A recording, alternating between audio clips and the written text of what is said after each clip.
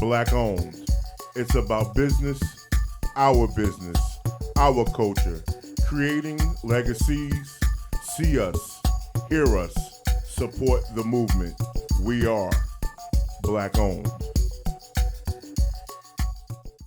So I am Ms. Defined of Black Owned Reporting.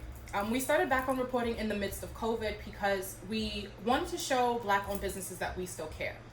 COVID not only affected the economy, it affected businesses both large and small. The videos on this channel focus on Black owned businesses with their successes as well as some of their struggles. So we're going to start off with Waleed introducing yourself to the people. Thanks so much, Ms. Define, for having me. I'm Waleed Cope. I'm the co-founder of The Soapbox. So I say I'm the co-founder because my wife, who's a business partner with us, I should say with me, not with us. And we also have a business that we have in the Bronx, Johnson Security Bureau. We have a security firm. So we're locally based in the Bronx and here in Brooklyn, Bed-Stuy. I've been a resident of Bed-Stuy since the day I was born. So I've been in the community, born, raised, bred. I went away for college and came back. So not only do I have a business community, I live in the community also. So I'm tied into the community 100%. So what is it about having your business in Bed-Stuy that's so important to you? It's a really good question. It kind of just evolved over time. So my parents are entrepreneurs 100%. So my dad has had business in the community for a while, supermarket, meat market, we had laundromat, and then we evolved into the soapbox. So for me, it was just second nature to have a business in the community that I live in. And it was just another way of me offering something in the community that we needed and we only had limited service of. So it's very important to me, to my wife, to my family, to all of our team members to make sure that we're here to service the community because the community has given us so much from all the years that we've lived here and me growing up here. So we're currently at the Soapbox. So where would you say the Soapbox got started? Well, the Soapbox got started here in Bed-Stuy, and it was an extension of our self-service laundromat. So back in 2015, late 2015, our self-service laundromat, which is right across the street here on Saratoga Avenue, so we have both shops across the street from each other. I had a client who would always come in, older lady, and would always ask about, do we do delivery service? We've always done drop-off service where we clean the clothes for you, but we never did the pickup and delivery. So she would ask me every time she comes in. I remember this like it was yesterday. I can still picture where I was standing in the store, what she had on. She had her coat, her glass, everything. I can still picture it like it was yesterday. And she would be like, when are you going to do pickup and delivery? Because if you did it, I would use your services all the time.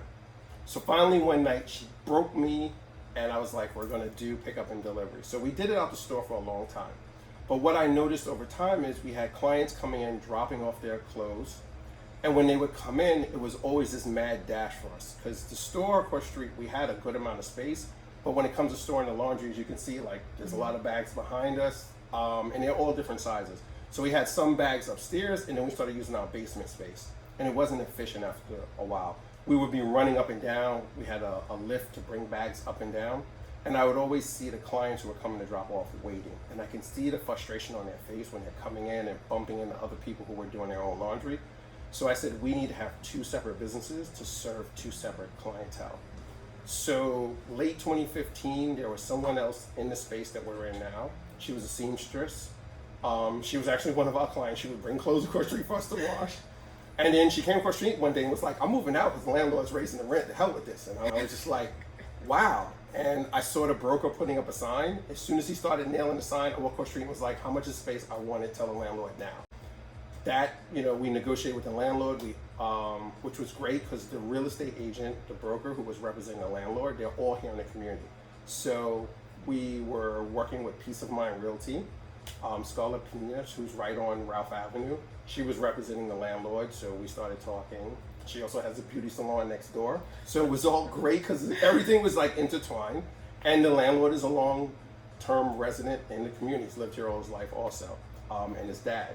So we negotiated, came to an agreement, and we opened up the Soapbox like early 2016 here, and then from there it was just history. We expanded our services. We did pickup and delivery, we did drop-off service, then we expanded into dry cleaning, and then we expanded into sneaker cleaning. So that's a whole laundry list of stuff that you provide. No pun intended, right? So can you provide me with, again, this laundry list of the services that you offer? Right. So we do dry cleaning. So we do organic dry cleaning. So it's not wash and press, it's actual dry cleaning. We're not one of those shops that you bring your dry cleaning, like they spray Febreze on it, put it on a hanger and give it back to you. I've heard all kind of horror stories and I've seen them. So we do actual dry cleaning. We do wash and fold.